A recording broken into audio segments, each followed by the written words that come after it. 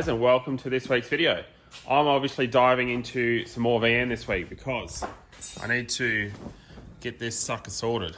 Yeah, we're starting to get to the point where, you know, obviously this is all the very time consuming bits and pieces. So once again, the last 10% takes 90% of the time, but it is progressing.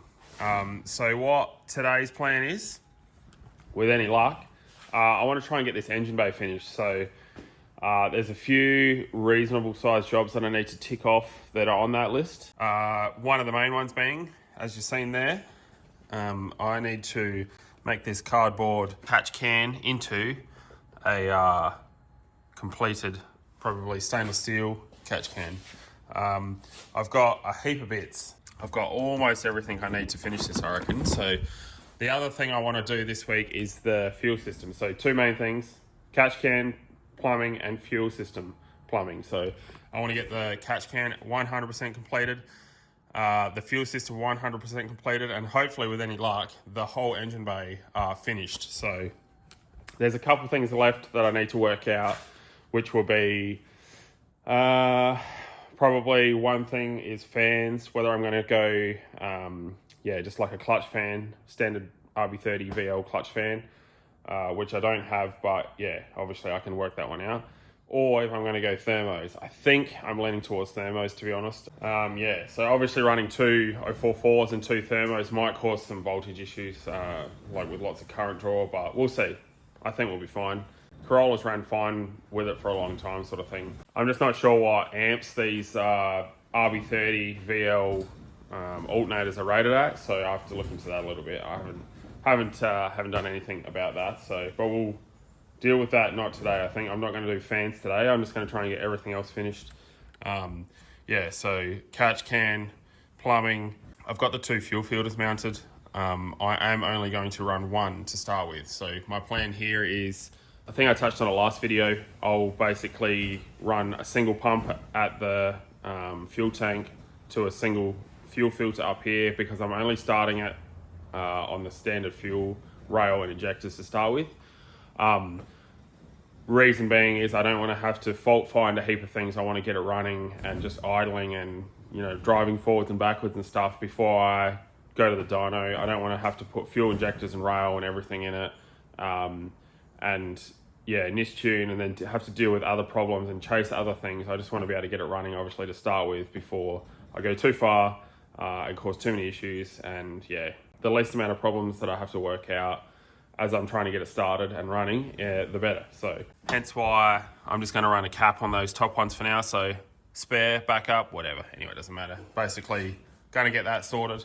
I do have all this Raceworks gear, but I'm running a Turbo Smart fuel pressure regulator because, once again, if you remember the Corolla, I'm trying to keep the same parts across all my cars. So the VN, same clutch plates and stuff, same fuel pumps. I'm trying to minimize the amount of like spares, and I don't want to have multiple different brands of stuff currently. So the Corolla has a Turbo Smart fuel pressure regulator on it, hence why I'm keeping Turbo Smart fuel pressure regulator on this. So I'll do the same thing when I build the Sprinter. It'll just all get, you know, the same parts, similar parts between all the cars, so that I'm not, if I have problems with something, I can grab it off another build and whatnot. So Turbo Smart fuel pressure regulator, I'm going to get that mounted in this area somewhere. I haven't confirmed that yet, but we will get there. I've got all the fittings here, basically all the weld-ons to do the catch can, all the fittings for the catch can. I've got some bungs for the exhaust. Typical me, I have rethought this 100 times, and I mean, it's not perfect, this engine bay, by a long way. This just doesn't look clean, right? The reason I originally put it in there was because I had it and it's cheap, and once again, the car was supposed to be a cheap build, and it's just escalated and escalated and escalated, and now I'm like sitting here looking at the engine bay and thinking, that looks shit. I might replace that. So now I'm kind of leaning towards, I might make that pipe out of alloy and then just go the R35, like the little insert airflow meter, like R35 GDR. once again, more money. Things are going from budget to not so budget anymore, but yeah, I think I just want to clean that area up. I'm obviously going to paint these pipes black, so it will sort of blend in a little bit, but yeah, maybe, we'll see. Like, I'm going to paint it black, like fully weld it, paint it black, and see what it looks like once it's all bolted back together, and then we'll go from there. Also, I bought the worst possible intercooler I could find on eBay, because cheap, you know, as you do. This one cost me $150, so it is a same size core as the other one, 300mm by 600mm core, 100mm thick. I don't know whether everyone else does it, but whenever I'm looking for something, or looking to buy something, especially on eBay, I've searched through every single thing and find the discount codes and whatnot. So this was like 180 bucks and it had a discount on it to bring it back to 150. So I was like, sold. Didn't read too much into it. Turns out I should have spent the extra 100 bucks probably and got a better intercooler. So this one, it's very, very machine made, as most intercoolers probably are, right? But this welding on this intercooler is not going to hold 30 psi, that's for sure. So, I mean, for now, it'll do the job for sure, and we'll find the limits of it pretty quickly, I reckon. We'll see. Like I said, the other thing, the airflow meter might not hold 30 psi, so we'll see. For now, anyway, this intercooler going in, 150 bucks, 10 out of 10, would not recommend, would not buy it again, that's for sure. So, but it's going in because I've got it, it's going in. Anyway, so yeah, let's dive into a bit of this and start ticking off some jobs here. First of all, let's make this cardboard template, this cardboard shoebox here, that is going to be a catch can. Let's make it an actual catch can. Yeah.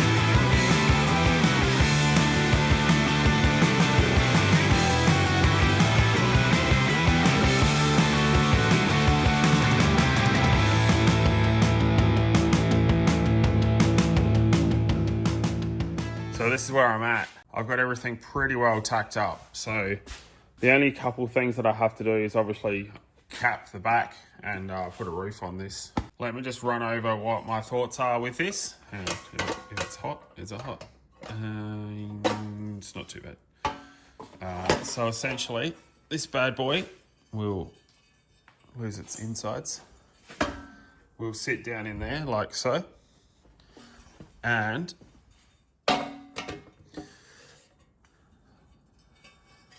stay in there. So these will be the breather lines that come from the engine. So the air from the engine will go in through here, get directed down through this perforated sheet.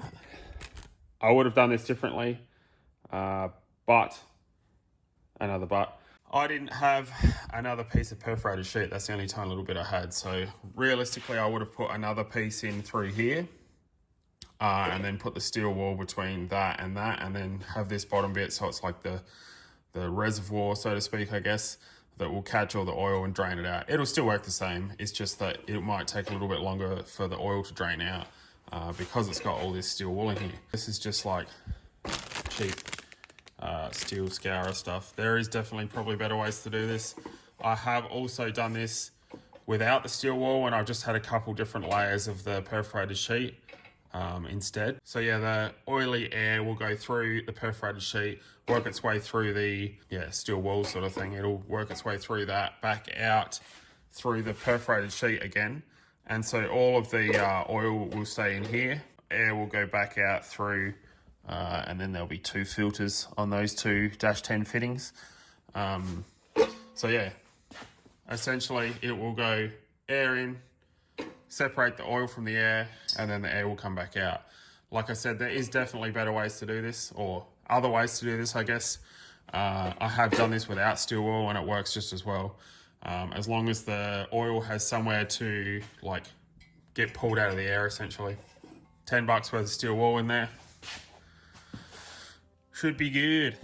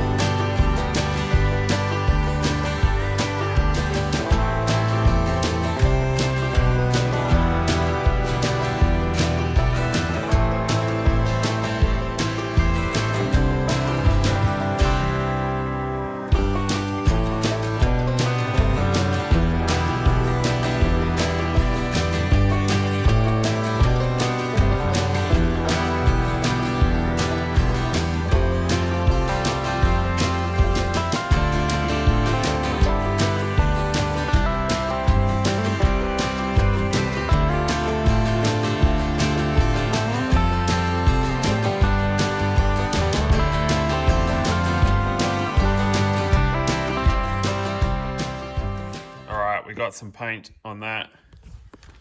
It's late at night and it's cold, so once again got the old heat gun action on it, trying to dry it out and warm it up a bit. So next up, I have to sort out some O2 sensor bungs.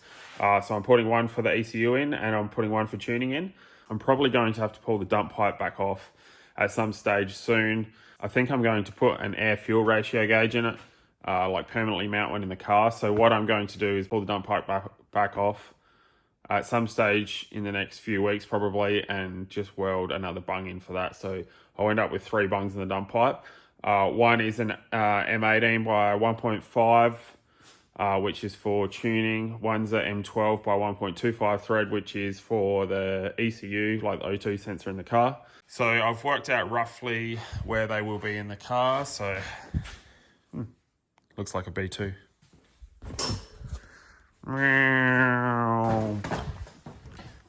So basically, yeah, I'll have one sort of upright in the car like that, and then one on the side. So the one on the side, I haven't worked out which order I'm going to put them in. Probably the one on the side I'll use for tuning, and the one on the top, I mean, it would look a lot neater, I guess, to have the one like on this side be the one for the ECU that's always mounted in the car, and then just use the bung on the top for tuning. I think I've just talked myself into that, so I'm going to do it that way. Yeah, and obviously with this though, I'm going to leave room for that extra bung when I work out which gauge exactly I'm going to put in it. I haven't worked out which brand or anything gauge I will put in it. We'll work that out as we go. Also going to finish welding that. Like I said, I'm not sure if this bit is staying, so I'm going to still weld it and paint it, and yeah, so I can at least get all of this done basically. Slow progress is still progress. We're getting there.